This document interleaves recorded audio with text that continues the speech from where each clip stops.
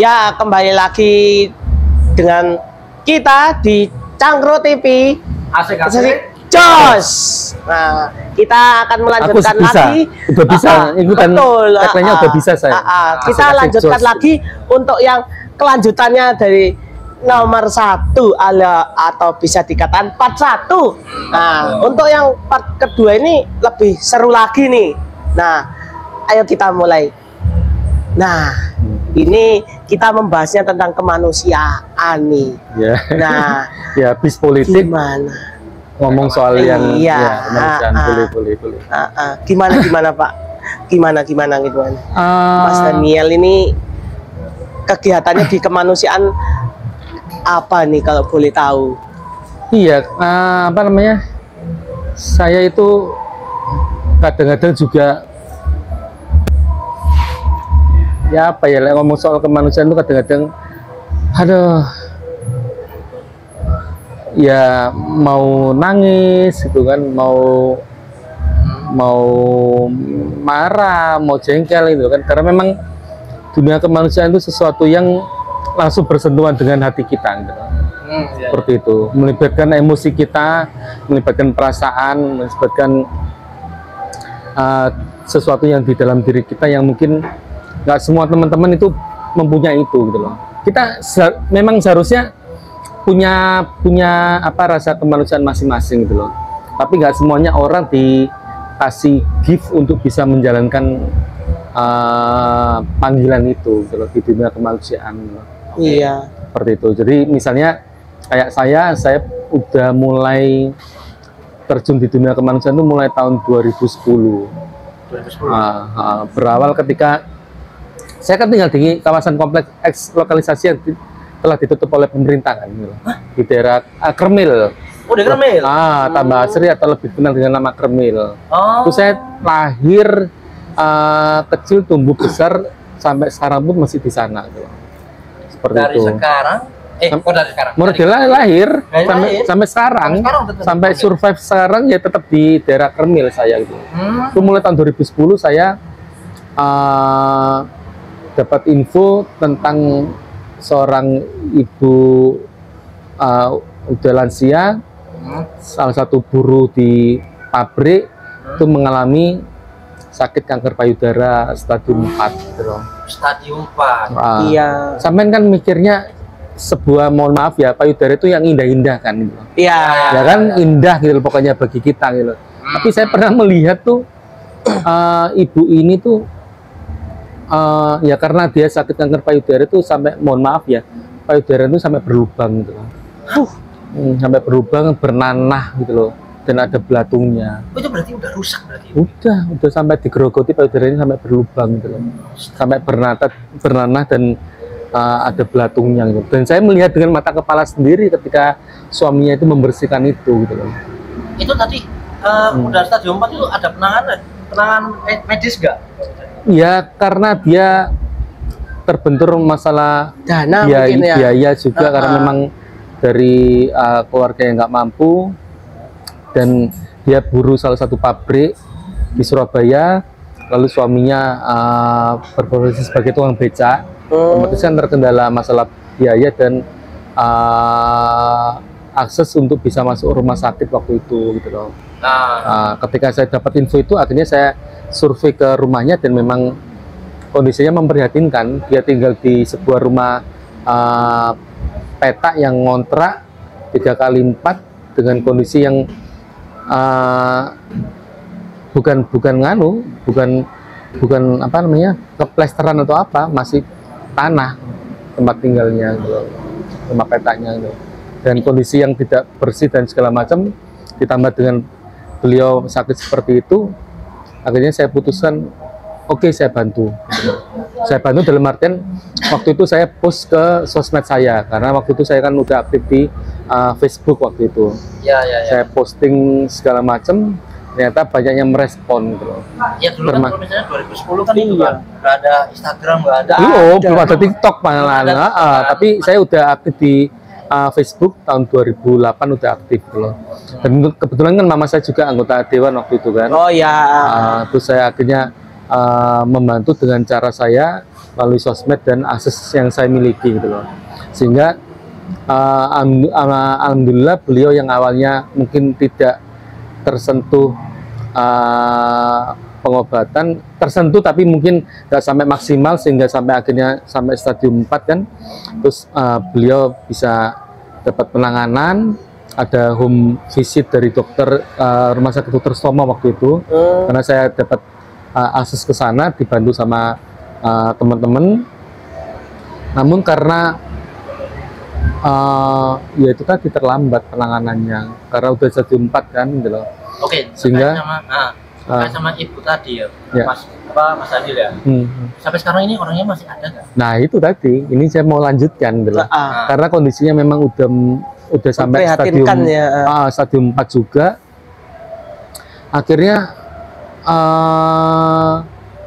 waktu itu nggak sampai 1 bulan saya membantu beliau mendampingi yang awalnya beliau tinggal di rumah kontrakan 3x4 yang tanda kutip tidak layak. Akhirnya saya karena dapat bantuan dana dan lain sebagainya, saya pindahkan ke rumah kontrakan yang lebih layak, satu rumah yang lebih layak dan lebih bersih gitu loh.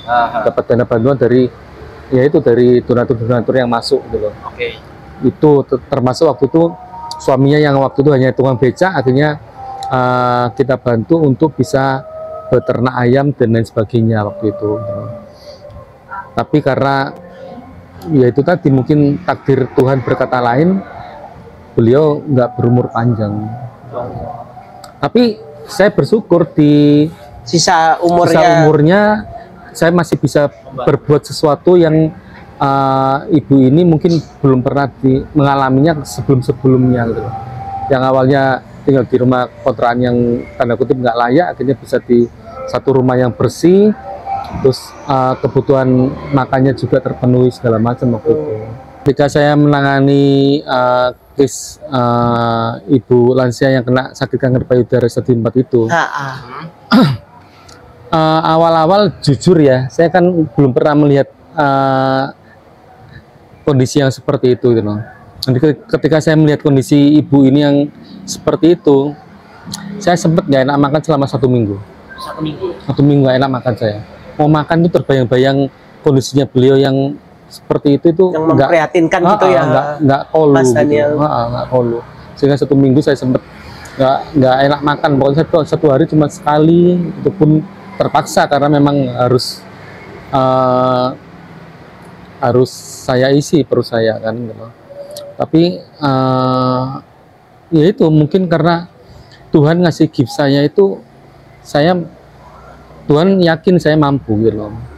Seperti itu, sehingga ya saya akhirnya bisa mendampingi beliau sampai akhir hayatnya, nggak sampai 1 bulan gitu loh. Berarti sekarang beliau udah nggak ada ya? Udah nggak ada, 2010 itu cuma nggak sampai 1 bulan kayaknya itu. Jadi saya terakhir di rumahnya kan hampir tiap hari, karena posisinya rumahnya beliau sama rumah kontrakannya beliau sama rumah saya kan deket kan gitu loh. Jadi tiap hari saya ke sana untuk cek kondisinya. Jadi ketika saya pagi ke sana, terus saya pulang kan, pulang ngurusi kerjaan dan lain sebagainya. Ketika saya tinggal itu, saya dapat kabar beliau nggak ada ketika saya. Wah, seperti itu. Gini. Tapi paling nggak saya, ya itu tadi bisa dikasih kesempatan untuk bisa membantu beliau yang kondisinya awalnya seperti itu memprihatinkan, sampai akhirnya beliau bisa meninggal dengan tanda kutip ada kebahagiaan yang bisa kita berikan ke beliau di akhir hayatnya. Seperti itu. Wah, sampai ada dokter yang ke rumahnya untuk home visit memeriksa beliau secara langsung waktu itu, yang belum pernah dialami oleh beliau sebelumnya.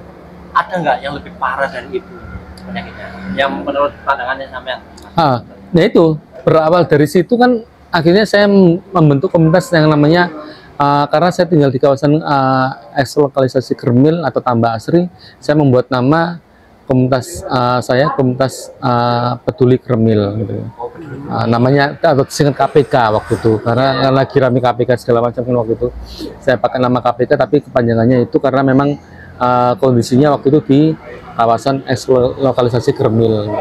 Nah, tapi setelah itu nggak lama setelah itu saya dapat info di luar Kermil, seorang anak yang berprestasi di kelasnya, tapi dia mengalami sakit tumor otak.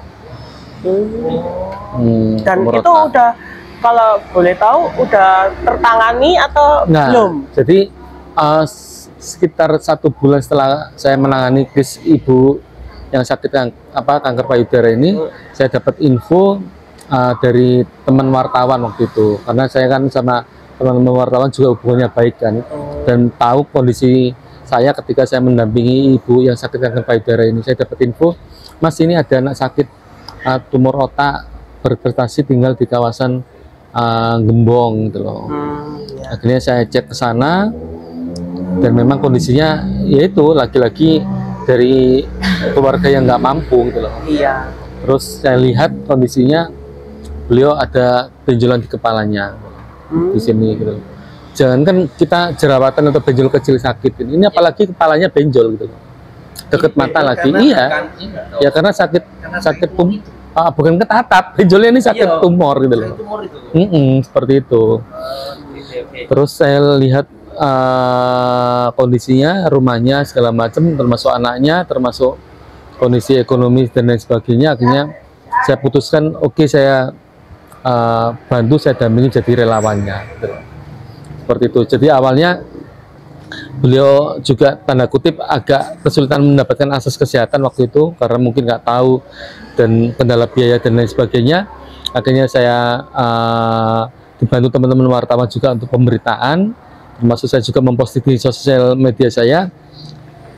Akhirnya si anak ini bisa dapat penanganan di rumah sakit gitu loh, di Dr. Stomo waktu itu. Dan akhirnya beliau si anak ini kan dari keluarga yang nggak mampu. Iya. Dan alhamdulillah karena banyak donatur yang tersentuh hatinya, dibantulah sehingga si anak ini juga dapat bantuan dana yang lumayan gitu loh. Puluhan juta. Awalnya yang minus akhirnya bisa punya uang untuk jaga-jaga dia kan orang tuanya juga pengobatan dan kehidupan di rumah sakit kan itu juga butuh orang tuanya makan yang jaga segala macam, butuh makan juga segala macam. Akhirnya ada dana dari donatur itu yang bisa keluarga ini bisa fokus untuk pengobatan si anak ini gitu loh. Namanya saya ingat namanya Ilham namanya. Seperti itu. Di sini kan ngomong-ngomong komunitasnya kan komunitas baik banget ya. Nama komunitas kan apa itu? Awalnya Peduli Kermil kan. Tapi karena waktu itu yang kes kedua posisinya bukan di Kermil, akhirnya ganti nama lagi atau gimana? Iya, ganti nama karena nggak mungkin. Dia rumahnya di Gembong, tapi saya pakai nama komunitas itu kan nggak mungkin kan. Akhirnya saya mikir apa ya komunitas yang cocok gitu. Saya nggak tahu kenapa tiba-tiba dapat inspirasi. Ini kan kita membantu orang gitu, menolong orang gitu. Ya udah kita pakai nama komunitas tolong menolong aja. Tolong menolong. Itu kalau misalnya boleh tahu dari dulu pembentukan nih sampai sekarang udah berapa nih yang misalnya udah tertangani, tertolong? Kalau itu panjang ceritanya. Jadi saya mau menyelesaikan yang masalah Ilhamnya sakit tumor otak ini karena ada sesuatu yang menarik yang perlu saya bagikan gitu loh. Jadi saya mendampingi beliau yang dari awalnya di rumah, terus akhirnya dapat pengobatan di rumah sakit, opname dan lain sebagainya. Itu saya mikirnya bukan cuma fokus ke pengobatannya juga. Nggak tahu kenapa saya kok berpikirnya si anak ini pengen apa sih, gitu loh. Karena nggak tahu kenapa saya ini punya kayak semacam sixth sense atau apapun itulah, gitu loh. Sehingga saya tanya ke anak ini, kamu pengennya apa sih sekarang? Ada keinginan yang belum tersampaikan atau ingin sesuatu yang dicapai nggak? Mas, saya mengidolakan Andi Firmansyah. Dia suka bola karena kondisinya seperti itu, tapi akhirnya dia kondisi berarti ya. Tapi dia suka lihat sepak bola gitu loh. dia mengidolakan Andi Firmansyah waktu itu. Saya mikir, waduh, piye ya caranya gitu loh. Kan gitu kan ya. Karena saya kebetulan emang nggak ada akses ke Andi Firmansyah gitu loh.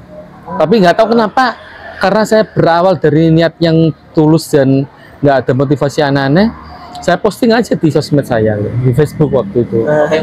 Dan nggak tahu kenapa di Facebook itu ternyata ada kakaknya Andi Firmansyah yang udah berteman di saya di Facebook. Pertemanan gitu. Facebook pertemanan, ya. dan saya nggak kenal, tapi ada pertemanan itu, dia membaca postingan saya, akhirnya saya dihubungi gitu loh. Mas, saya kakaknya Andi Firmansyah. Andi Firmansyah ada waktu pengen jenguk anak ini gitu loh. Oh, seperti itu. bisa langsung notis. Nah itu, dan itu di luar niat perkiraan. Baik, biasanya itu kan di luar di luar dari pemikirannya sampai ya Mas Dan. Iya. Sampai kan bilang kalau misalnya nggak ada akses, karena memang saya jujur nggak suka bola. Suka bola, cuman saya nggak bukan penggemar fanatik bola gitu. Seperti tapi itu. karena dengan postingan kayak gitu masuk ke notis sama kakaknya. Iya, kakaknya dan Andi Firmansyah pengen ketemu dia gitu loh. Sehingga nggak lama setelah itu akhirnya terjadilah pertemuan antara Andi Firmansyah datang ke rumah sakit tersebut dan ketemu sama si anak ini, namanya berarti Ilham. Akhirnya bisa ketemu di rumah sakit, ketemu langsung. Andi Firmansyah bisa memeluk si anak ini bisa memeluk Andi Firmansyah. Terus akhirnya sebelum pamitan si anak ini dikasih sepatu sama Andi Firmansyah, dikasih kenang-kenangan jersey-nya Andi Firmansyah, tulisannya Andi Firmansyah, terus tanda tangannya gitu. Itu kenangan Dan luar biasa. Diliput sama teman-teman media waktu itu gitu loh. Sehingga gak lama setelah itu, yaitu ya mungkin kembali lagi ke masalah takdir Tuhan, akhirnya anak ini meninggal. Wah. Tapi di sisa hidupnya dia sudah bahagia. Nah, tapi ya itu tadi kembali lagi ke masalah, yaitu di sisa akhir hidupnya lagi-lagi saya bisa memberikan kebahagiaan yang tersendiri buat si anak ini gitu. Sama seperti sebelumnya gitu loh. Nah, sehingga tapi dari kejadian itu saya berpikirnya saya sempat down waktu itu, Mas. Iya. Sempat down karena ini 2 kali saya nangani kok saya rasanya seperti malaikat pencabut nyawa gitu. Sempat punya pemikiran seperti itu saya. Karena memang masalahnya saya nangani nggak lama, nggak sampai 1 bulan meninggal loh. Saya kan mikirnya, ojo-ojo saya ini malaikat pencabut nyawa gitu. Kalau menurut saya sendiri itu Mas Daniel ini salah besar ini. Oh, Mas Daniel. Ini sudah membantu banyak kok dibilang malaikat penyambutnya, yang ada malaikat untuk menyambungkan antara donatur dan pihak yang butuh bantuan. Iya, tapi karena saya sempat berpikir seperti itu, sempat down juga. Tapi lama kelamaan saya berpikir, oh enggak, saya bukan malaikat pencabut nyawa, tapi saya jadi perantara antara donatur, antara gitu, yang sakit dengan pihak rumah sakit, dan lain sebagainya. Karena memang dari situ akhirnya saya dapat case lagi, seorang anak yang sakit di bagian matanya. Jadi namanya retinoblastoma namanya. Jadi blastoma. Jadi matanya besar gitu ya. Bengkak juga gitu loh. Bengkak di matanya. Kita sakit mata merah aja tuh sakit loh, Mas. Iya, apalagi ini bengkak gitu loh. Iya, bengkak sebesar bola bekel gitu loh. Itu anak kecil juga, tapi dari luar Surabaya gitu. Tapi karena di sini dia waktu itu pengobatan dan memang ada sedikit kesulitan untuk aksesnya, saya dapat info itu, saya datang ke kayak semacam rumah singgahnya dia gitu loh. Saya ke sana dan lihat kondisinya dia. Oke, saya bantu, saya dampingi, masuk ke media segala macam, sama pihak rumah sakit juga merespon, akhirnya anak ini bisa dapat pengobatan di rumah sakit dengan opname gitu. Yang awalnya itu kembali lagi ke masalah donatur tadi. Itu awalnya keluarga ini minus gitu loh. Yang punya utang gitu loh, yang punya utang, akhirnya dari donatur, dari para donatur, dana dari para donatur ini, yang awalnya dia punya utang akhirnya minus, akhirnya bisa terbayarkan dari donatur itu tadi ya. Jadi yang awalnya minus, jadi akhirnya dari donatur yang terkumpul itu, dana yang terkumpul, dia bisa punya tabungan. Kalau nggak salah, seingat saya 100 juta lebih. Wah, Donatur yang masuk 100 juta lebih. Dalam waktu 2 minggu. 2 minggu? 2 minggu. Waktu itu. Zamannya masih Facebook itu, belum ada TikTok gitu loh, belum ada Instagram gitu loh. Benar-benar orang baik semua nih donaturnya nih. Sebetulnya banyak orang baik di dunia ini gitu loh. Iya, cuma Sehingga, kita juga nggak tahu gitu ya. betul. Jadi kalau saya punya ingat nganu katanya siapa saya lupa. Jadi ada omongan seperti ini. Di dunia ini banyak orang baik gitu loh. Tapi kalau kamu tidak menemukannya, jadilah salah satunya. Oh iya. Betul itu betul. Itu kata-kata yang bagus gitu loh, buat saya gitu loh. Mungkin hanya lapar nih, Mas. Wah, ayo nih. Makan. Kelihatan sudah ada minum. Soalnya saya cerita ini tuh jadi inget kasusnya yang pernah dialami saat ini lagi viral gitu loh. Oh, siapa itu? Topi ya? Benar nggak itu namanya? Iya, Robi. Gimana itu kalau menurutnya Mas Daniel? Jadi mulai 2010 sampai sekarang kan saya punya pengalaman banyak kasus gitu loh, banyak case yang saya dampingi gitu loh. Apa yang dialami oleh Mbak Novi saat ini pernah saya alami. Oh, sama ya. Nah, dalam artian gini, orang yang kita tolong tanda kutip ya menyepelekan kita gitu loh, tanda kutipnya. Kita nggak minta apa-apa sih, nggak minta apa-apa, nggak minta uang atau nggak minta balasan materi atau apapun dari yang kita bantu. Ucapan terima kasih buat saya selaku relawan pendampingnya itu udah lebih dari cukup, lebih dari materi. Tapi kenyataannya saya tidak mendapatkan itu. Ucapan terima kasih itu tidak mendapatkan.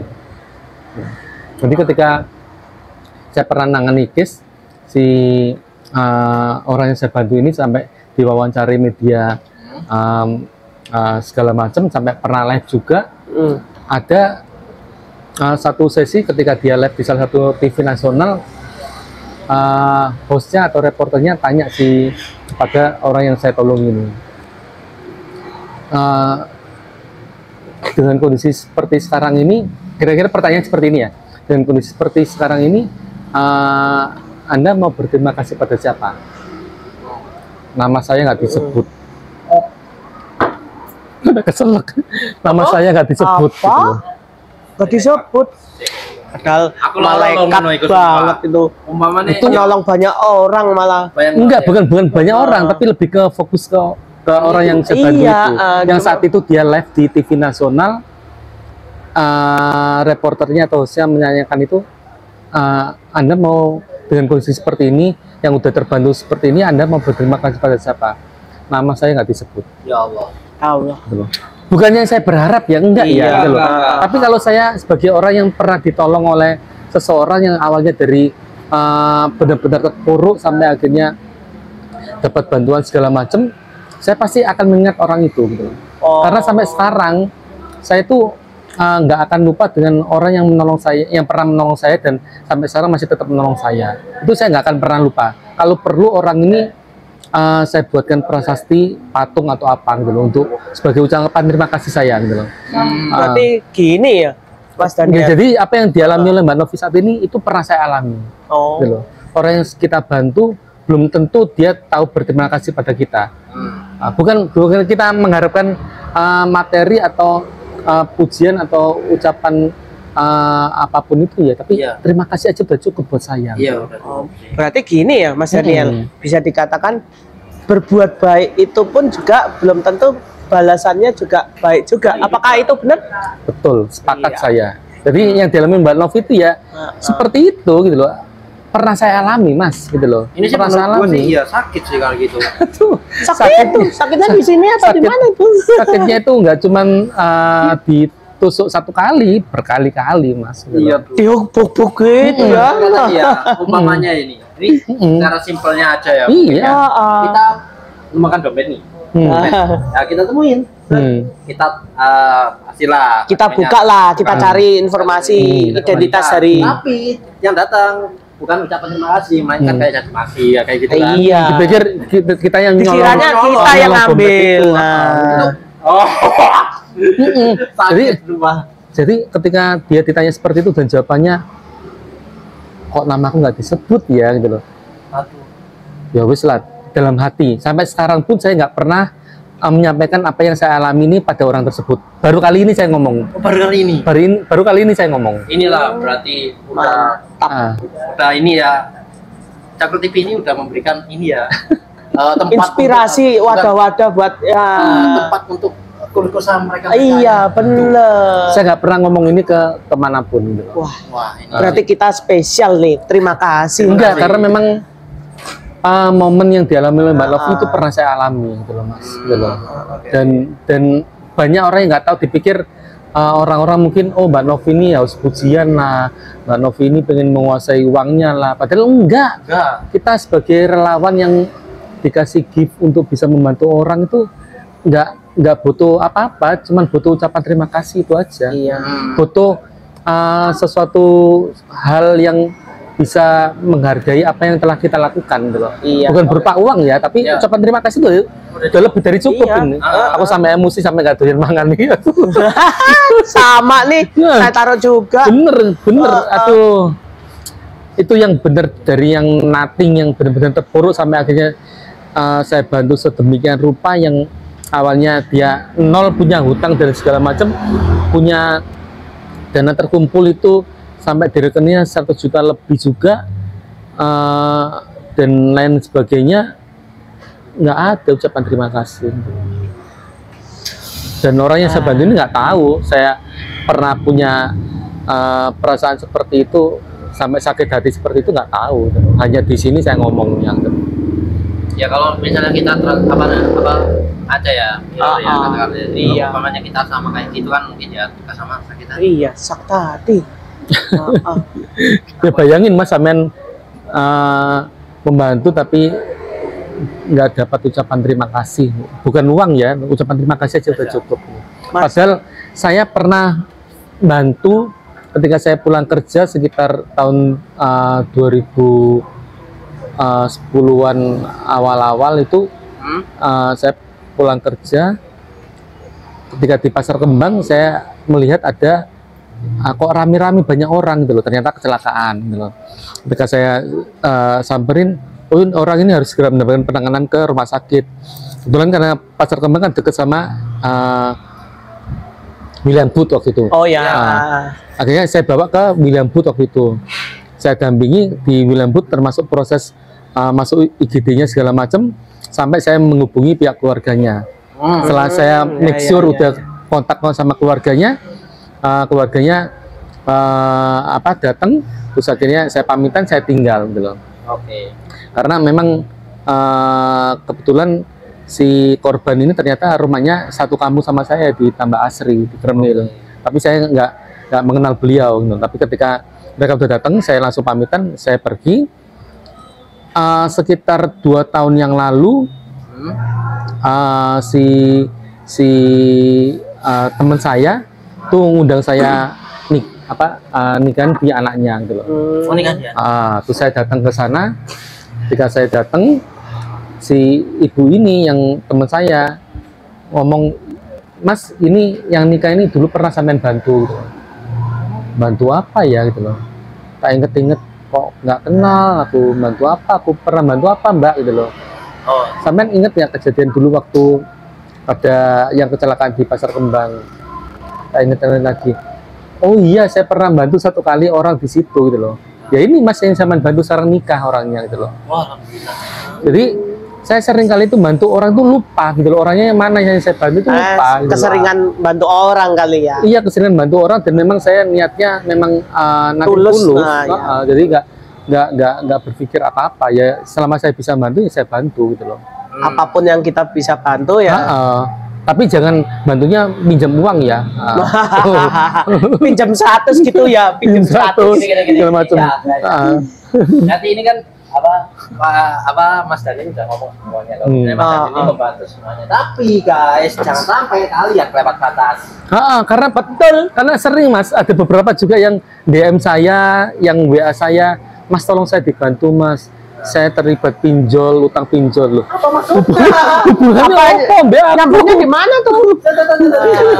Beneran, sampean kadang-kadang saya sendiri yang loh, ini hubungannya mbak aku apa? Sampean yang dapat pinjaman uangnya melalui pinjol, kok saya yang harus bantu sampean gitu, ketika nggak bisa bayar gitu kan? Jadi guys, kalau untuk urusan gini ya terkait masalah dana atau gimana untuk pinjaman, kalau macam ya, Mas Daniel enggak itu guys. Bukan.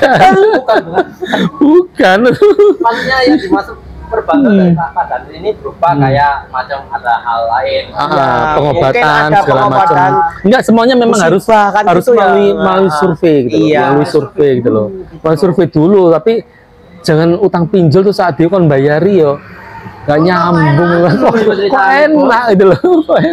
Ya kalau misalnya bukan kok enak enggak, tapi lebih ke arah itu kan tanggung jawabmu gitu loh, bukan tanggung jawab saya atau tanggung jawab moral gitu ya. Tanggung jawab pribadi kalau yang pinjol itu kan. Iya benar-benar. Jadi memang ya kadang-kadang memang ada yang tanda kutip kelewat batas loh. Minta bantuan tapi kelewat batas. Wah, ngomong-ngomong dan diomong ini kan komunitasnya terinspirasi banyak banget ya, membantu banyak orang kan gitu kan. Ini kalau misalnya untuk tekadnya Mas Daniel ini harusnya ini ya mencerminkan gitu. Cuma yang perlu Putut tanyakan lagi di sini tuh kedepannya komunitasnya tadi itu untuk semakin lebih maju lagi apa? Untuk kalau saat ini memang komunitas tolong menolong yang saya dirikan sejak tahun 2010 sampai sekarang itu memang saya pengen fokusnya di Surabaya aja gitu. Walaupun pernah ada satu case kita nangani sampai Sidoarjo karena memang kondisinya si pasien ini memang sangat memprihatinkan gitu. Itu pernah kita dampingi, tapi memang sampai saat ini kita lebih fokus di Surabaya aja gitu. Nah, karena ternyata di Surabaya sendiri masih banyak orang-orang yang perlu kita tolong gitu loh. Benar-benar. Seperti itu sampai sehingga baru Jumat kemarin tanggal 25 saya ketemu Pak Eri Cahyadi. Waduh, di acara parpol saya itu beliau sampai memeluk saya segala macam. Ini orang hebat, ini orang yang peduli pada sesama gitu loh, seperti itu.